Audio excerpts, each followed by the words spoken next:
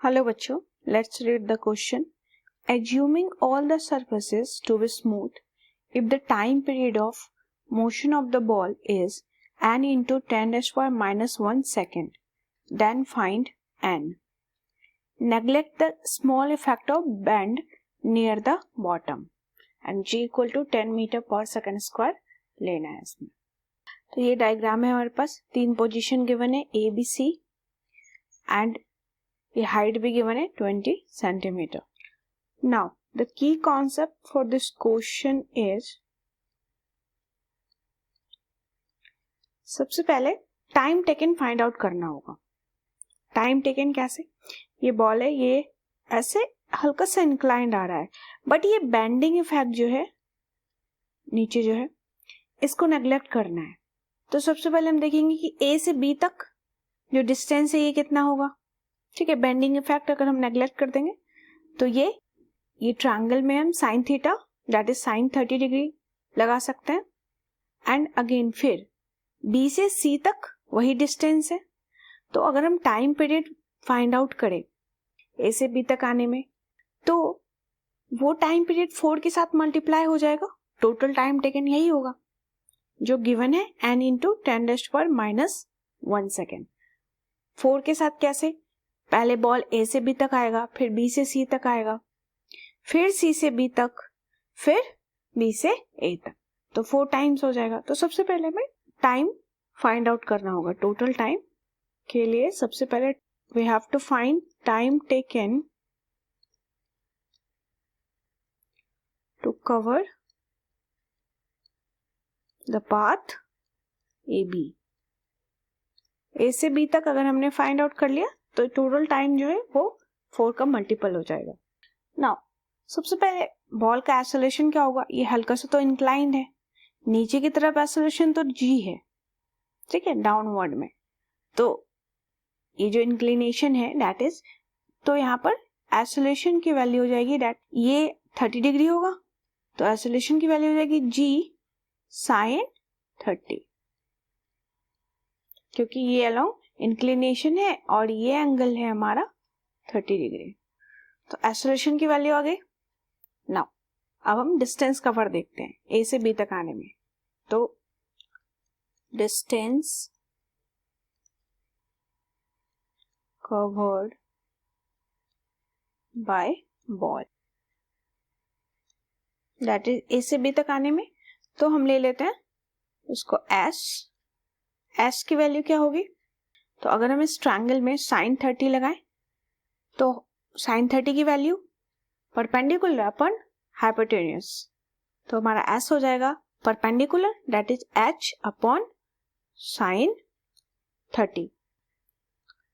ठीक है, ये कहां से आया? क्योंकि हमने साइन 30 अगर लगाया है ट्रायंगल में, अगर हम बेंडिंग को नेग्लेक्ट कर देते हैं जैसे क्वेश्चन में गिवन, तो साइन 30 क्या हो जाएगा? परपेंडिकुलर है H upon hypotenuse that is A B. A B को हमने लिया है एस, तो एच अपॉन एस. तो एस की वैल्यू आ गई एच अपॉन साइन 30.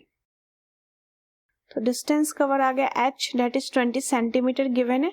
साइन 30 होगा 1/2, तो ये हो गया 20 इंटू 2 एंड ये सेंटीमीटर में, तो इसको मीटर में कन्वर्ट कर देंगे 10 रेज़्ड पावर माइनस 2 मीटर. तो ये आ जाएगा 0.4 metre. Now acceleration of ball,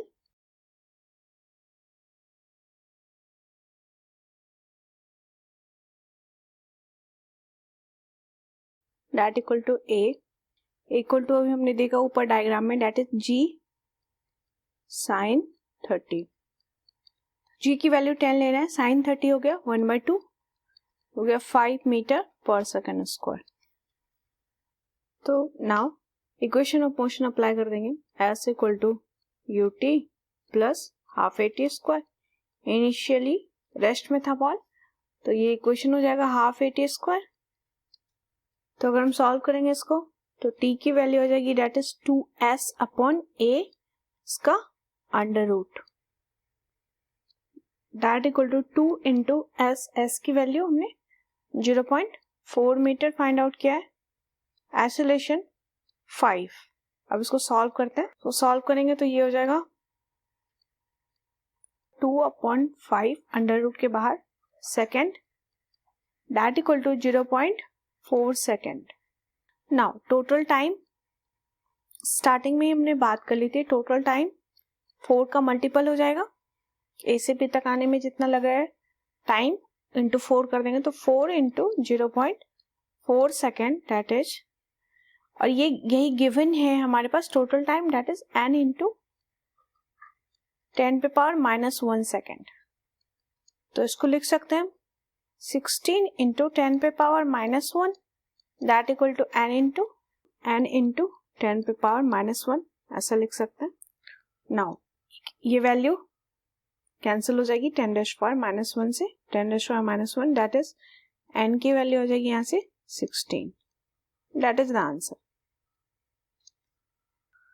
इस क्वेश्चन में डायग्राम के अकॉर्डिंग हम एक्सेलरेशन की वैल्यू एंड डिस्टेंस ट्रेवल की वैल्यू सबसे पहले s हम फाइंड आउट करेंगे।